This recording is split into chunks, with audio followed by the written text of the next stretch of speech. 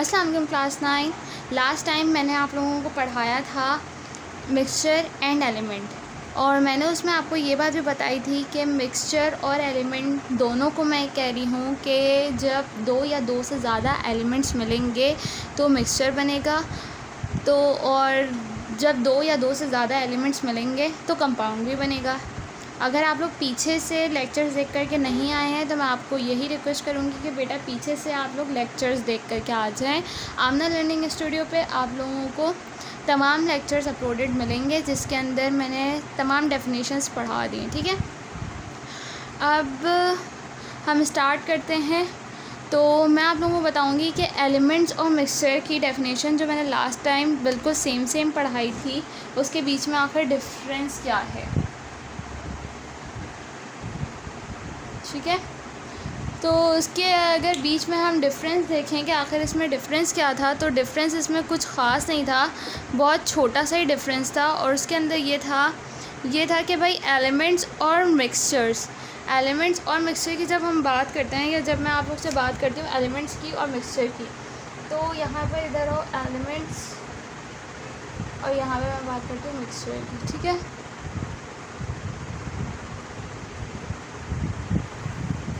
तो जनाब when two or more compounds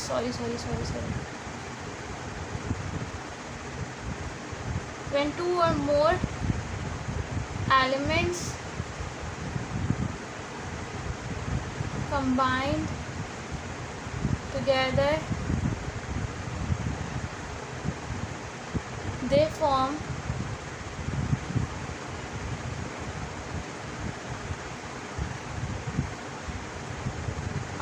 mixture. ठीक है, जब दो या दो से ज़्यादा एलिमेंट्स मिल जाते हैं तो वो मिक्सचर बनाते हैं। और यहाँ पे भी when two they form a compound। ठीक है, when two or more elements combined together, वही वाली डेफिनेशन है, सेम टुगेदर फॉर्म आ मिक्सचर। तो बेटा अब मुझे यहाँ पे बताओ कि इसकी शॉर्ट ट्रिक क्या है, इसके आखिर मुझे पता कैसे चलेगा कि ये मिक्सचर था या एलिमेंट था, मिक्सचर था या कंपाउंड था। पता नहीं एलिमेंट क्यों बार बार निकल रहा, मिक्सचर था या कंपाउंड था। तो बेटा सिंपल सी इंतहाई शॉर्ट ट्रिक है, वो ये कि जो कंपाउंड्स होते हैं वो केमिकली बॉन्डेड टुगेदर होते हैं। ठीक है, बॉन्डिंग वगैरह क्या होती है हम आगे पढ़ेंगे, बस यहाँ पे ये बात याद रखना है, या they are chemically bonded together. ठीक है, अभी इसकी एग्जांपल देती हूँ तो और अच्छा समझ में आएगा। और ये वाले क्या होते हैं, they are only just physically bonded together. ठीक है, they are just physically bonded together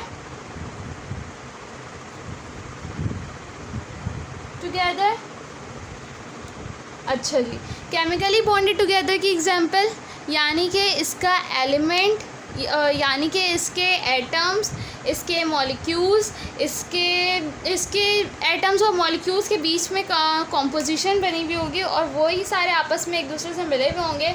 यानी केमिकली बॉन्डेड टुगेदर मीन्स कि हम इसको अलग नहीं कर सकते किसी भी फिज़िकल मेथड के थ्रू हम इसको अलग नहीं कर सकते। इससे मतलब क्या हमारे पास फिज़िकल मेथड कौन से फिज़िकल मेथड होता है मैं यहाँ पे बता देती हूँ। फिज़िकल मेथड होता है एवापोरेशन। ठीक है, फिज़िकल मेथड होता है बॉइलिंग पॉइंट, फिज़िकल मेथड होता है मेल्टिंग पॉइंट, फिज़िकल मेथड होता है हमारे पास फिल्ट्रेशन। ठीक है, इन सारे प्रोसेस के थ्रू हम कंपाउंड्स को तोड़ नहीं सकते। अगर मेरे पास NaCl है तो ये केमिकल कंपाउंड है। ठीक है, they are it's chemical bonded है। ठीक है, तो ये NaCl है मेरे पास, इसको मैं किसी भी तरीके से तोड़ नहीं सकती। किस तरह नहीं तोड़ सकती, एवापोरेट करने से क्या मेरे पास NaCl अलग हो जाता है।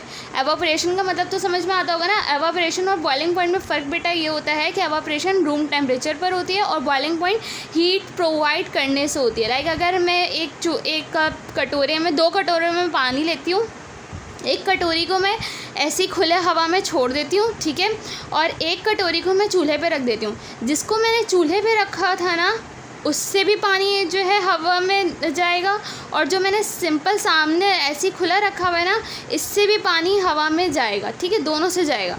लेकिन फ़र्क क्या आएगा, जो बॉइलिंग पॉइंट होता है वो बहुत तेज़ी से हो जाता है, वो चूल्हे पे रखने से होता है, वो हीट प्रोवाइड करने से होता है, ठीक है। जबकि एवापोरेशन किससे होती है बेटा, एवापोरेशन रूम टेम्परेचर पर होती है। रूम टेम्परेचर हमारा कितना होता है, 22 degree Celsius normal room temperature माना जाता है। तो खुले जो इन्वायरमेंट में रखा हुआ जो वाटर होता है वो कहलाता है हमारे पास एवापोरेशन, और उससे होती है एवापोरेशन। और बॉइलिंग पॉइंट क्या होती है हमारी, जब हम हीट प्रोवाइड करते हैं बाय मींस स्टोव और इस किस्म की तरह से हम हीट जब प्रोवाइड करते हैं तो होती है। अच्छा, तो अब खुद सोचो, NaCl को अगर चूल्हे पे रख के गर्म करो तो क्या उसका सोडियम और क्लोरीन अलग हमें नज़र आता है, या सोडियम और क्लोरीन अलग होता है? कभी भी नहीं होता। मेरे घर में तो बिल्कुल भी नहीं होता, ठीक है। अच्छा जी, अगर मैं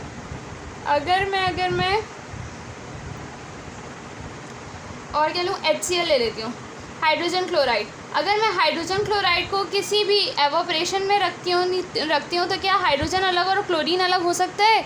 नहीं हो सकता। बॉइलिंग पॉइंट से अगर मैं बॉयल करके अलग करना चाहती हूँ हाइड्रोजन और क्लोरीन को अलग, तो क्या हो सकता है? नहीं हो सकता। अगर मैं मेल्टिंग पॉइंट यानी कि जो है सिंपल मेल्टिंग तो इसमें हो ही नहीं सकती क्योंकि ऑलरेडी ये लिक्विड है। मेल्टिंग पॉइंट वहाँ पर होती है जहाँ पे सॉलिड होता है। HCl ऑलरेडी लिक्विड फॉर्म में पाया जाता है, तो इसलिए इसकी मेल्टिंग पॉइंट हम चेक ही नहीं करते। फिल्ट्रेशन का क्या होता है, फिल्ट्रेशन अगर आप लोगों ने नहीं सुनी या नहीं सीखी अब तक, चलें अभी तो आप लोग 9 क्लास में आए हैं, अभी तो आप लोगों ने नहीं की होगी। चलें आप यहाँ पे आपको बता देती हूँ। एक ये सेपरेटिंग फ़नल होता है, ठीक है। इस सेपरेटिंग फ़नल के अंदर हम यहाँ पे जो है फ़िल्टर पेपर लगाते हैं, ठीक है। एक फ़िल्टर पेपर होता है वो रखते हैं, और उस फ़िल्टर पेपर को रखने के बाद यहाँ पे नीचे से बीकर लगाते हैं। जो भी हमारा सॉल्वेंट होता है जिसे भी हमने अलग करना होता है उसको इस पे सेपरेटिंग फ़नल से उसमें फ़िल्टर पेपर से गुजारते हैं। तो जो भी हमारे पास सामान होता है, जो भी सॉलिड मटेरियल होता है वो इस फ़िल्टर पेपर पे रह जाता है, और जो बाकी का लिक्विड होता है वो नीचे की तरफ आ जाता है, ठीक है। तो इस तरह से बाद में हम फ़िल्टर पेपर उसमें से निकाल लेते हैं बाहर, तो ये बाहर निकल जाता है और ये जो लिक्विड होता है हमें नीचे मिल जाता है, ठीक है। तो बेटा, तो क्या फ़िल्ट्रेशन करने से क्या HCl अलग हो सकता है? नहीं हो सकता।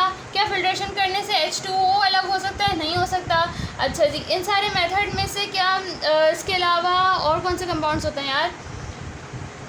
H2SO4 क्या ये अलग हो सकता है? नहीं हो सकता। इसके अलावा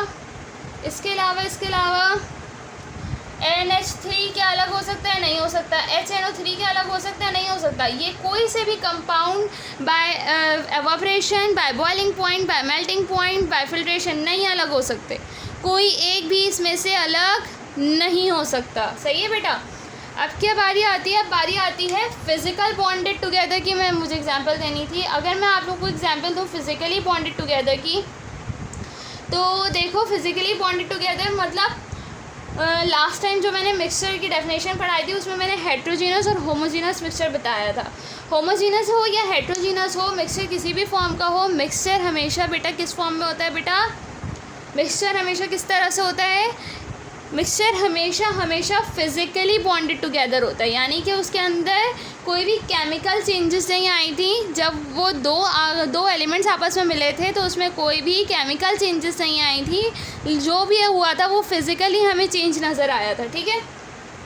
इसको अलग करने का जो आसान तरीका है, इसकी एग्जांपल अगर मैं बताऊं तो यही NaCl की एग्जांपल अगर मैं लेती हूँ, NaCl, लेकिन यहाँ पे प्लस वाटर भी मैं लिखूँगी, ठीक है।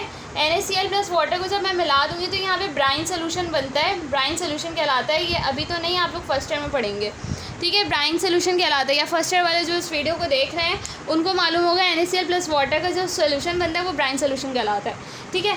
जब ये ब्राइन सोल्यूशन हम इसकी जो छोटी सी और बड़ी अच्छी सी एग्जांपल अगर मैं वो दूँ तो घर में अगर किसी के घर में अगर पानी को उबाल के इस्तेमाल किया जाता होगा तो उसने देखा होगा जिस स्पेसिफिक पतीली में पानी उबलता है उस पतीली के इर्द गिर्द वाइट कलर की एक लेयर आ जाती है। उस पतीली के इस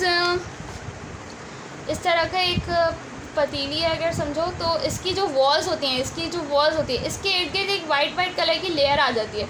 और अगर इसके इर्द गिर्द ये वाली वाइट जो है किसी के घर में अगर पानी उबाल के नहीं भी इस्तेमाल होता, फ़िल्टर इस्तेमाल होता है, और घर में कोई छोटे बहन भाई वगैरह हैं या कुछ किसी की भी देखी होगी फीडर भी उबालते हैं, तो जिस पतीली में फीडर उबालते हैं वो एक स्पेसिफ़िक पतीली होती है, और जब एक टाइम के बाद उसकी वॉल्स के ऊपर हमें बाकायदगी से नज़र आने लग जाता है वो वाइट से एक मटेरियल। तो वो जो वाइट से एक मटेरियल लगा था ना बेटा, वो NaCl था, और जो पानी था ना वो हवा में उबल गया। ठीक है, वो हवा में क्या हो गया, एवापोरेट हो गया, और जो NaCl था वो इस पतीली के साइड में लग गया। और अगर कुछ भी नहीं है ना घर में, अगर किसी ने ऐसी एग्जांपल घर में नहीं देखी ना, तो वो अब जाके ट्राई कर ले। 1 गिलास पानी ले, उसमें 1 चम्मच या 2 चम्मच के बराबर नमक घोले, नमक बहुत अच्छी तरीके से उसमें घुल जाता है। ठीक है, उसको एक पतीली ले, उसके अंदर वो पानी रख दे। ठीक है, नीचे से चूल्हा ऑन करो और जो है थोड़ी देर के लिए उसे छोड़ दो जब तक कि उसका सारा पानी एवापोरेट नहीं हो जाता।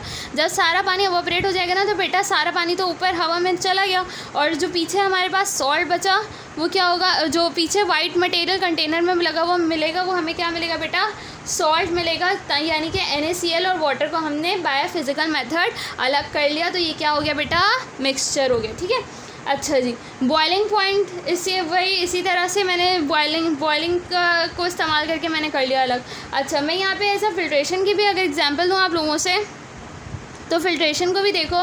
तो फ़िल्ट्रेशन में मैंने लास्ट टाइम एग्जांपल दी थी सैंड प्लस वाटर की, याद है? किसी को याद है? जिसने अगर मेरे पीछे की वीडियोस नहीं देखी हैं तो क्लास 9 में आप लोगों को यही कहूँगी कि बेटा मेरे पीछे की आमना लर्निंग स्टूडियो पर जाके पीछे की वीडियोज़ देखो, ताकि आप लोगों को पता चले कि मैंने लास्ट लेक्चर में क्या पढ़ाया था। ठीक है, ओके। सैंड प्लस वाटर की अगर हम बात करें, तो सैंड प्लस वाटर मैंने लास्ट टाइम बताया था कि हेट्रोजीनस मिक्सचर होता है, और हम जब जैसे जैसे इसको जितनी देर हम इसको स्टिर करते रहते हैं पानी में, अगर मैं एक गिलास वाटर के अंदर मैं 1 चम्मच सैंड भी डालूँ, और जब तक मैं उसको स्टिर करती रहूँगी उस वक्त तक उसके अंदर सिर्फ और सिर्फ वो स्टिर होता रहेगा। जैसे ही मैं अपना चम्मच हटाऊँगी वो ज़मीन पर बैठ जाएगी। तो sand plus water is an example of heterogeneous mixture. Okay, तो ये हेट्रोजीनस मिक्सचर में क्या होता है बेटा, इसके अंदर हमारे पास हमने ये देखा कि इसको हम बाय फिल्ट्रेशन मेथड अलग कर सकते हैं। क्या किया, मैं यहाँ पर एक सेपरेटिंग फ़नल रखा, यहाँ पे एक सेपरेटिंग फ़नल रखा, उस सेपरेटिंग फ़नल में मैंने फ़िल्टर पेपर लगाया, नीचे बीकर रखा। अब जो सैंड प्लस वाटर को मैंने उसके अंदर डाला, इस सेपरेटिंग फ़नल से गुजारा, तो ये जो फ़िल्टर पेपर था ना, जो फ़िल्टर पेपर था इसमें जो है ये सारी सैंड आ गई, और जो उसका वाटर था वो सारा नीचे चला गया। तो सैंड प्लस वाटर हमारे पास इस मेथड से अलग हो गया। अच्छा, कंपाउंड्स को याद रखने की एक और शॉर्ट ट्रिक बताऊं। कंपाउंड्स को याद रखने की कंपाउंड की डेफिनेशन, कंपाउंड तो पहली बात सिंपल कहते हैं 2 चीज़ों का मिलना। ठीक है, किसी भी 2 चीज़ों का जब वो मिलना हो जाता है तो वो कंपाउंड बन जाता है। ठीक है, और वो सही तरीके से मिलना। अगर बचपन में किसी को याद हो तो जब हम डॉक्टर वगैरह के पास जाया करते थे या किसी छोटे क्लिनिक पे जाया करते थे, तो वहाँ पे उस क्लिनिक पे जो है जगह पे लोग बैठे, एक साइड पे एक छोटी सी जगह होती थी, और वहाँ पर एक हमें येलो कलर की नहीं, पिंक कलर की, ऑरेंज कलर की एक दवा जो है एक थैली में डाल के मिलती थी, और रेड कलर की, और इंतहा की कड़वी होती थी। तो उस बंदे को जब वो डाल के दे रहा होता था, उसके दुकान के बाहर इतना सारा रश लगा हुआ था, तो जो डाल के दे रहा, जो उसमें जो वो दवा देता था, तो उस दवा देने वाले को क्या कहते थे, कंपाउंडर कहते थे। याद है, कंपाउंडर। तो कंपाउंडर का जो वर्ड है वो वर्ड ही हमें ये बात बता रहा है कि 2 या 2 से ज़्यादा दवाओं को वो मिक्स करके एक बना के देता था। भाई सीधी सी बात है, अगर मैं सच बोलूँ तो आज भी फार्मासिस्ट को बहुत सारे लोग कंपाउंडर के नाम से जानते हैं, कंपाउंडर मानते हैं। जिन फैमिलीज़ में इतनी ज़्यादा अभी नॉलेज डेवलप नहीं हुई है, या उस फैमिली में अभी इतनी अवेयरनेस नहीं आई है, तो उन फैमिलीज़ में फार्मासिस्ट को कंपाउंडर कहा जाता है। मैं खुशी के साथ इस बात को तस्लीम करूँगी कि हाँ भाई मैं कंपाउंडर हूँ। क्यों? क्योंकि मैं भी डिफरेंट केमिकल्स को मिला के एक केमिकल बना रही हूँ जिससे लोगों की ट्रीटमेंट करते हैं हम। ठीक है, मैं जो है 10 किस्म के केमिकल्स को मिलाती हूँ, तो कहीं जाके मेरा एक फाइनल एक मेडिसिन बन जाती है, और इस मेडिसिन से मैं लाखों लोगों को ट्रीट कर सकती हूँ, लाखों लोगों की बीमारियों को सेहतियाब दे सकती हूँ। ठीक है, एज जस्ट सेहतियाब देनी तो अल्लाह ताला के साथ है, लेकिन जस्ट एक दवा बना के मैं दे सकती हूँ। ठीक है, तो मैं खुशी खुशी इस बात को एक्सेप्ट करूँगी कि हाँ जी मैं एक कंपाउंडर हूँ। ठीक है, तो कंपाउंड का मतलब ही बेटा वहीं से आता है कि जब 2 या 2 से ज़्यादा एलिमेंट्स या किसी भी चीज़ को आपस में मिला दो तो वो कंपाउंड्स बन जाते हैं। ठीक है, ये थी आज जी हमारी छोटी सी डेफिनेशन और छोटी सी ट्रिक। बस याद रखने वाली बात इसमें आपको ये है कि कंपाउंड्स के अंदर केमिकली बॉन्डिंग होती है और मिक्सचर के अंदर फिजिकली बॉन्डिंग होती है। एक एक एग्जांपल दे दो इन सारी चीज़ों की, और साथ में फिजिकली बॉन्डिंग के साथ यहाँ नीचे एक और बात लिख दो कि they can be separated by through the physical methods, they can not be separated by the physical methods। ठीक है, और फिजिकल मेथड की एग्जांपल लिख के evaporation, boiling point, melting point, filtration ये बता दो। उसके नीचे ये इसकी बेसिक एग्जांपल्स दे दो, एक छोटी सी डायग्राम बना दो, एक क्वेश्चन निकल गया। ठीक है, अच्छा जी, तो जी ये था आज का हमारा टॉपिक। इंशाल्लाह ताला आप नेक्स्ट टॉपिक में नेक्स्ट वीडियो में आप लोगों से मुलाकात होती है। देखते रहिए आमना लर्निंग स्टूडियो।